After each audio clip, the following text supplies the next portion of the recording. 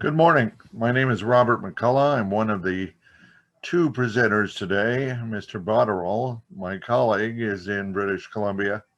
We flipped a coin to see who would get to talk, and I won. However, I don't want anyone to steal his thunder. I was but a child in the woods, wandering around naked and hopeless until I met Mr. Botterill. And you'll get both of our biographies at the end of the presentation. And I promise to you they will be mercifully short. So, we're talking today about the role of biomass as a tool in addressing wildfire risks. I'll hit 8 issues: wires and trees, global warming, West Coast transmission, hog fuel or kindling, finding a solution, the role of torrefaction, jobs, energy, and profits, and then wires and trees. Now, I've been doing this for a long time. I was lying about the naked in the forest part, as you had guessed. And when I was but a lad, I was told to always tell the audience the conclusion first and then to remind them of it at the end. That's in case you've been so boring that they've gone to sleep in the interim. In this case, it's pretty simple. We have a major operating problem on the West Coast. We have some of the largest transmission lines in the world. We are having an enormous wildfire risk. We have bankrupted the largest utility in the Northwest, and we recently started litigation that may bankrupt the second largest in the West. The reality is that with global warming, the nature of forest risk has gone through the roof, and it's also moving north. We traditionally viewed this as a California problem. It's now a California, Oregon, and Washington problem. It will soon be a California, Oregon, Washington, and British Columbia problem. Bottom line is we need to clear underbrush from the transmission corridors. We need an economic way to do that, and the right way to do that is to establish a series of torrefaction projects along the right-of-ways so that we can economically address the underbrush issue and simultaneously find jobs and employment for communities in rural areas. So, you know what I'm going to say? Now I'm going to go say it. So, wires and trees. This is a ready kilowatt sign in our collection, and it says, stop fires before they start. Obviously, this is from the 1930s when our problems were a little different. But this, however, is from this year. Another group of home and business owners in Oregon and Northern California are suing PacifiCorp for negligence on the fires that destroyed 157,000 acres. That turns out to be a small fire by 2020 standards. And this is becoming pretty close to home. The potential evacuation came to the edge of Portland, Oregon this fall, within 7 blocks of my very nice home in Eastmoreland. One neighbor, when I warned him that we might have to evacuate, said, well, that's ridiculous. The fire is in a different county. I kindly did not point out to him that the fire didn't know which county it was in. The bottom line is that we are reaching a situation where an actual major U.S. city, 22nd largest city in the U.S., was issuing evacuation notices. This is not the town of paradise. This is 1 million people in a central metropolitan area. So what am I up to? Well, I need to introduce Paul Bunyan and Ready Kilowatt. And I want you to know I have carefully, through the magic of the internet, put them on the same slide. Fact of the matter is, as an ex-utility executive, we don't actually talk to each other like this. Wood products are often customers of utilities, but the idea of joint planning and joint prevention of forest fires really is in its infancy. So, global warming. We talk about it a lot, but nobody does anything. Well, we've gotten rid of the weird orange-haired president, so maybe we will. But the bottom line is, this is the September 1st, 2020 situation in Oregon and Washington. This is doer. We live in a rainforest and we're having a drought. and this is, of course, climate change. And it's not the first time. The irony of all of this is we are very unprepared, and therefore the wildfires that occurred this fall in Oregon were a significant issue. Here's a map of the wildfires, and in case you're wondering, this is Portland, Oregon right here. And this, of course, is the fire that our neighbor knew would never cross a county boundary. I'm still chuckling over this. Not a bad guy, but it gives evidence of how little preparation we have. This is Bonneville's main transmission network in the Northwest. Now you'll notice right off, there's a lot of it. And you'll also notice it is concentrated along the I-5 corridor where all the people are. Why are all the people along the I-5 corridor? That's where the trees are. That's where the farms are. That's where the fire risk is. They're not sitting out in the eastern desert in the main because people like living near trees. Now, I've also put a little mark there for Malin. Malin is the most important single energy facility on the West Coast. It is the nexus of transmission between the Pacific Northwest, California. It also connects further to the east. This particular picture is a national defense secret. You're not supposed to see it. Don't tell anyone you can see it. Well, you can see it from orbit, but that's one of the ironies of national defense secrets.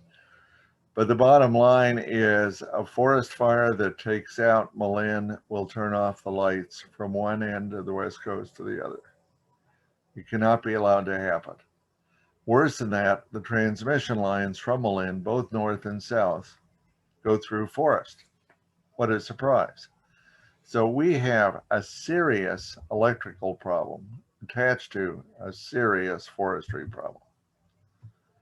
So hog fuel and kindling. I'm old enough that I call this hog fuel, and that was the old name for furnish for paper mills. Today's, of course, this is biomass, a much more elegant term. But the bottom line of this is it is highly flammable, heavy, difficult to process. Transportation of biomass to market is expensive and labor intensive. The presence of biomass near transmission corridors comprises a substantial risk to both forest and the transmission network. Now, there's a lot of discussion that it's all the transmission provider's fault. To a degree, it is. However, when you put a 100-foot tower out in the forest, there has been known to be weather and lightning and other events, and those towers fail. And so at a time like that, that can cause a wildfire. So what's the solution? Well, there are a lot of solutions, but a simple one is provided by a recent Oregon startup and Oregon torrefication. Now, I have to apologize to them. I am not associated with them. I've talked to them. I like them a lot. They're doing a great job. But I'm using materials from their website for a simple legal reason. To the degree Rob and I have clients who are active in this, we are governed by confidentiality materials. So using web materials that are freely available avoids any legal issues. However, I would say there's nothing amazing about the Oregon project other than they've just finished it and it's up and running. And it corresponds to the basic technology that's available to everyone. So they finished at the end of 2020. They're based in John Day, Oregon in the Malheur National Forest. They use small diameter thinnings and low value residuals to produce solid fuel. And we're using their website examples. There's a picture of their equipment. Here is a mass balance we've taken from a scholarly article. And this is important. The first thing is, through torrefication, a 1 kilogram diagram becomes, pardon me for that, I hit the wrong button and distracted myself. A 1 kilogram unit becomes 1/3 as heavy by the end of the biomass, but we're preserving almost all of the energy content. Since much of our problem with biomass is water and weight, this makes it far more transportable. Also, something that's really quite attractive about it is in the process of the torrefication, almost half of the energy requirements is provided by the torrefication itself. The gases released in the drying process are themselves an energy source. So we're talking about a very efficient way of getting from A to B, A being hog fuel, B being a marketable commodity that can be used both locally and internationally. Here's the text from the Oregon facility. Simply stated, we feed the chips into the center of a drum. It's heated to 570 degrees, and then we actually turn out torr gases, and we use those to finish the torrefication process. In case you've heard the term torrefication before, we are talking about coffee beans here. Same basic concept. So at the end, we end up with a very useful product. The energy density of this is very, very high. Most importantly, the moisture content is very, very low. As we all know in forest products, moisture content is always a central concern. Once we have the moisture content down, our ability to transport the product to market increases immeasurably. Also, we end up with a very portable and identifiable process. So these are simple pellets, and they can be used in any variety of processes, including local heating and local energy use. So what does this look like in practice? Well, here it is in practice. Here's a crew out clearing underbrush now. Very labor intensive. But what do we need? We actually need jobs in these rural areas. This also deals with the entire issue of Aboriginal rights. These are folks who want jobs. These are jobs in areas they like, where they live. So that's a plus for us. Biomass may not be effective on a standalone basis. We all know that. Transportation costs are often the defining issue. But here we have a reason to situate this where we need the underbrush cleared. So instead of going bankrupt when facing the risk of wildfires, the utility can help fund the torrefication process, clear the underbrush, and avoid one whole area of risk. What do we do with the biomass once it's torrefied? Well, once we have it, and once we have it on a cost-effective basis, we don't really need to ship it to Japan and Korea. It's quite possible we can ship it to the local town and use it there. Electricity, always an important issue in an industrial process, even a small scale like this. However, electricity is available along the existing right-of-way. So that issue is one easily handled. Processed biomass can be used locally. That's part of the charm of all this. It's a lot easier to do a district heating project in Bend or Coos Bay or any other Oregon town if the product is available nearby. And each one of those towns has transmission lines, and all of the transmission lines are going through the forest. So it's time to remind you of my argument in the conclusion. Ready Kilowatt stops fires before they start. Okay, ready? It's time for you to go make a friend. We need to have an integrated strategy that includes both the utility and the forestry. The current plan, ignore the problem till we have the wildfire, then bankrupt the utility, doesn't really help much. Good for lawyers, and I apologize to all you lawyers out there. Not good for forests, not good for the environment, and certainly not good for local entrepreneurs. So I'll add Rob's bio on in a moment, but mine is pretty simple. I've been in the business 40 years, ex-utility executive. We've worked for Aboriginal groups, utilities, industries, governments across the US and Canada. Currently, we have clients from San Diego to Montreal. Most of our work has to do with commodities, often commodity trading, usually energy based, but we've also worked in steel, gold, aluminum, magnesium, uh, sodium phosphate. I was trying to make this list in a deposition a week or so ago, and it was so long that I lost track halfway through.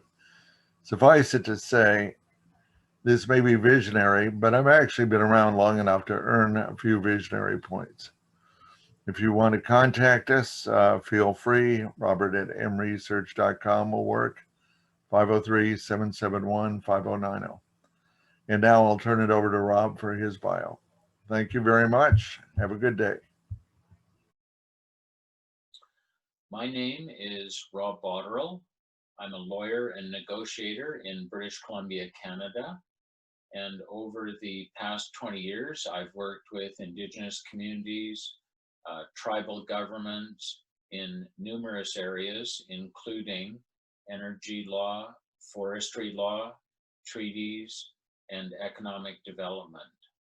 And over those years, I've learned that First Nations, tribal governments apply a principle to decisions in relation to forestry and resources, which is everything is connected.